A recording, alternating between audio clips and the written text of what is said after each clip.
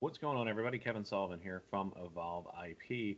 Looking to do something a little bit different today. So I thought it might be beneficial to put together a virtual whiteboarding session where we can really talk through desktop as a service and specifically the security enablement aspects of a DaaS solution.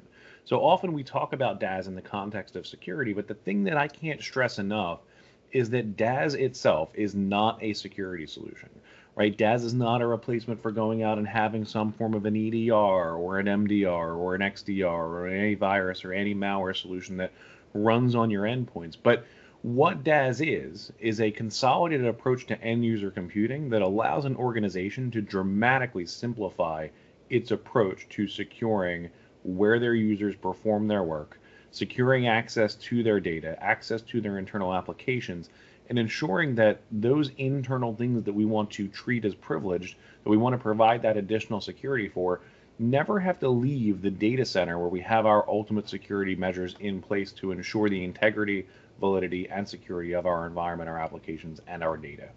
So that said, let's jump in. And I thought maybe the way that we could best do this would be through a virtual whiteboard session here that would kind of compare and contrast a traditional end user computing solution with a DaaS solution. We'll talk about some of the risk that's involved therein around traditional EUC. So with my amazing Picasso-like artist skills, which you guys are all going to be in awe of momentarily here, let's go ahead and start to sketch that out, right? So if we come in here and we start to, depict what our traditional end user computing environment looks like, right? There's our remote user. And we'll assume that that user is leveraging a laptop, and that laptop is going to be external to our environment. So they're going to be connecting in across the internet, right? And then once they have that internet connection, what is it that they're going to be doing next? Well, they're going to be connecting back to our company environment, right? So in a traditional organization, you hopefully have some form of an edge device here, right? A firewall. It could be part of an SD-WAN solution, could be a standalone firewall, could be a cloud firewall if you're with a hosting provider, but that's going to have an internet connection as well. And then behind that firewall, we're going to really oversimplify the company network here because our nuance isn't really on the networking side of things that are happening once you're inside that data center. So we'll just put everything in one big box. But this will be things like our databases, so our backend files that support our applications. We'll have our apps themselves in here, right? So the applications that our folks are leveraging when they're connecting into the environment. And we'll also put in here, a nice little handy file server or a file folder, just showing what our file information is within that environment. So in this traditional end user computing solution, right, we have our user here, users on their laptop's connected to the internet, and then usually there's some form of a VPN client that's running on this machine as well, right? So then with that VPN client, we're now establishing connectivity out to this firewall or a device that's behind it that's going to then go back and authenticate that user is who they say they are, usually through some form of a login, right? Username will provide the user will provide their username, their password, whatever credentials. There may be security certificates involved. There may be multi-factor authentication. Hopefully there is if you're leveraging a VPN solution, you have MFA enabled for that. So you're not just providing your credentials, but providing whatever your MFA token is as well. And then once authenticated, that VPN solution is going to provide access to these internal resources here, right? You'll now be able to get to the hosted servers that are behind that firewall. Your laptop is effectively becoming an extended network or becoming an extended member of this network, right? You now have that laptop as an extension of our internal company network, which is great when we think about that in terms of providing the access to our remote users for the things that they need to work on. Now, the challenge is, right, let's not even look at this from a security perspective yet. Let's just think of this in terms of productivity, right? So if my files that I want to have access to are here and my laptop is out here, what happens when I want to manipulate that file, right? Like, what if this is a very large Excel document and I want to open that document in Excel on my laptop? Well, effectively what's happening now is you're actually downloading those files. And now this file is going on a journey back across the internet, across that VPN connection, and then it's going to start to live here on this laptop for the duration of the time that user is working on it. Right now, when that user is done working on it, when they made all the changes that they want to the Excel or ran whatever macros, whatever it is that they want to do, they're putting that file back and restoring it back into that company network. But you can imagine, right, depending on the connectivity that's involved between this point and this point, there is a lot of potential for back and forth time here, right?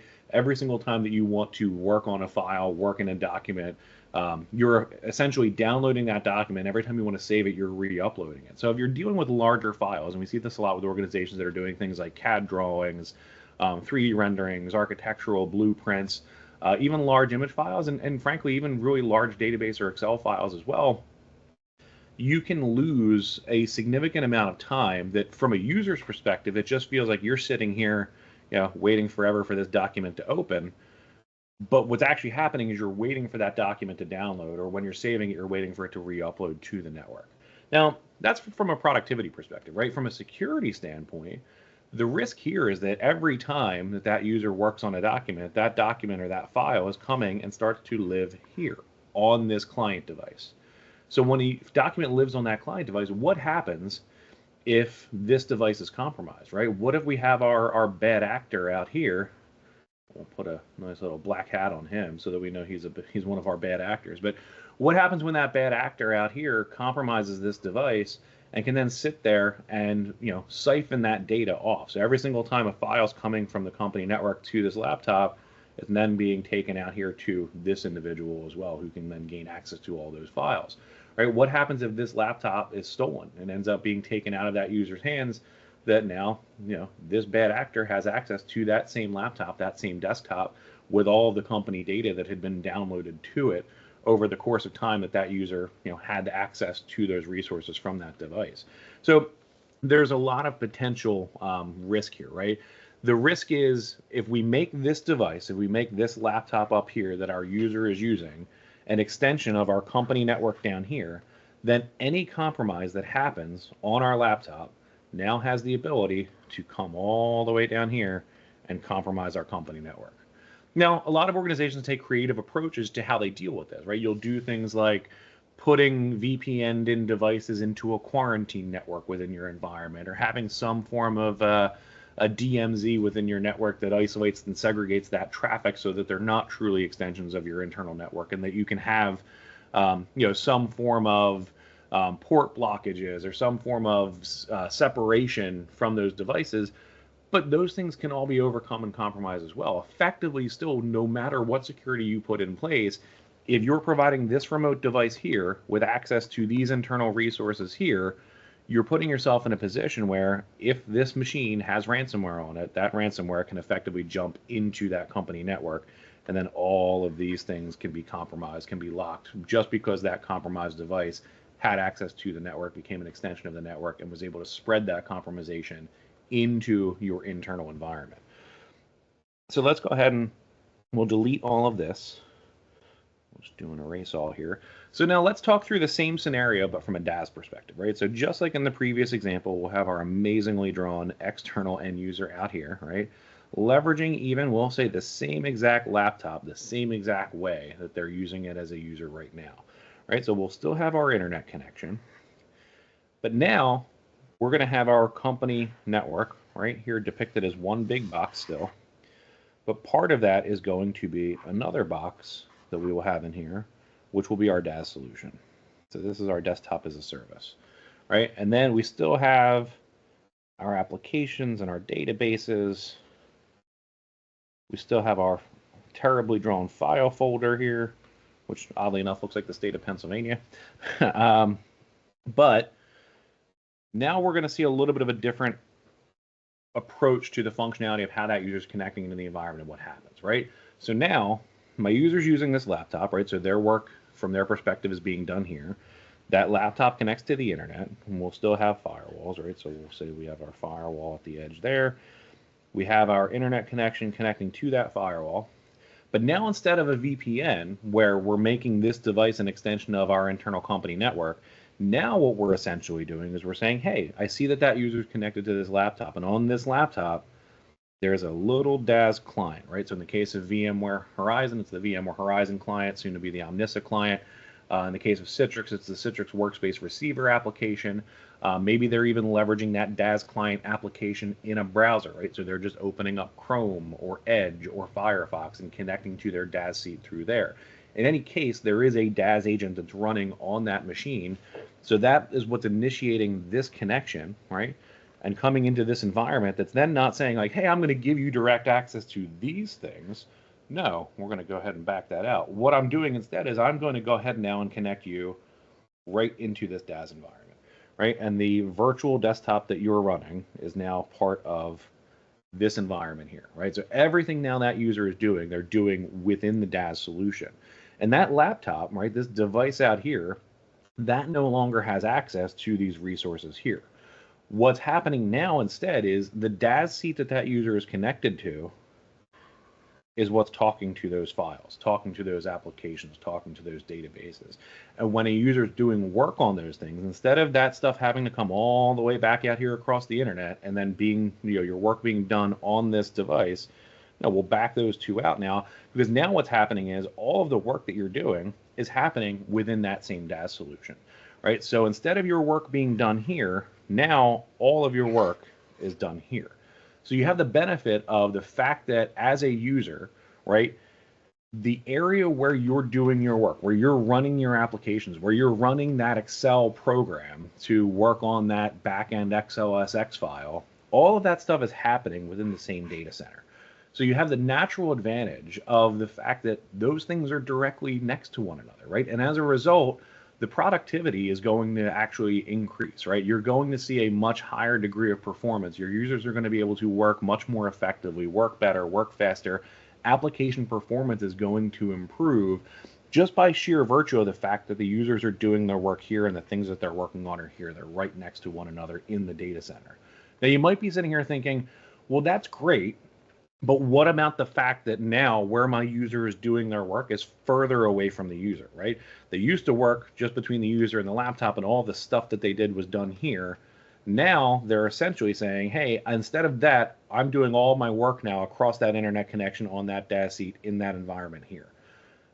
That's a great point, right? We want to make sure that we're conscious of latency. Now, there are actually two legs of latency that come into play anytime we talk about a DaaS or a VDI solution. Right? And the first leg of latency that everybody thinks of is this one here, right? What is my latency between my user and the desktop that they're connecting to, right?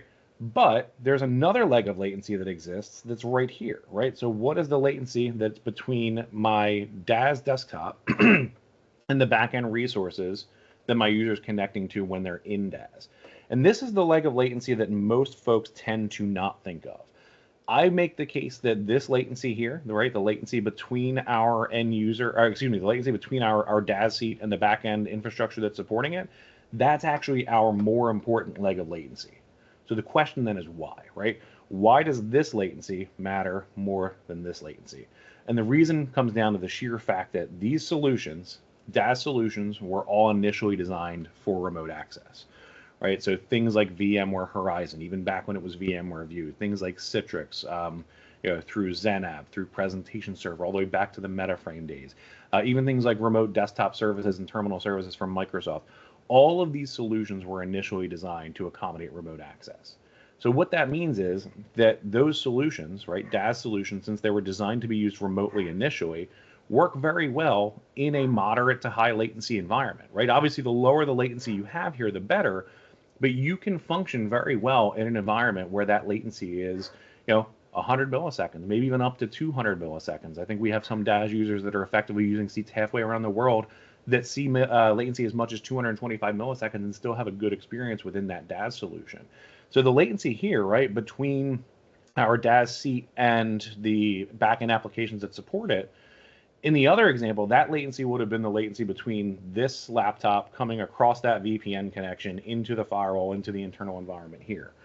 This latency is going to depend, your tolerance for this latency is going to depend on what the application that you're running is, right? So some applications might be very latency tolerant.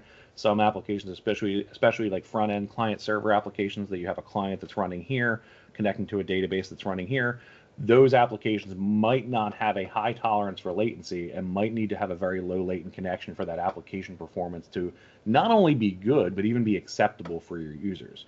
So all of this to say, right, you will see a productivity and performance boost just by sheer virtue of the fact that instead of doing your work out here, now your users are doing their work here.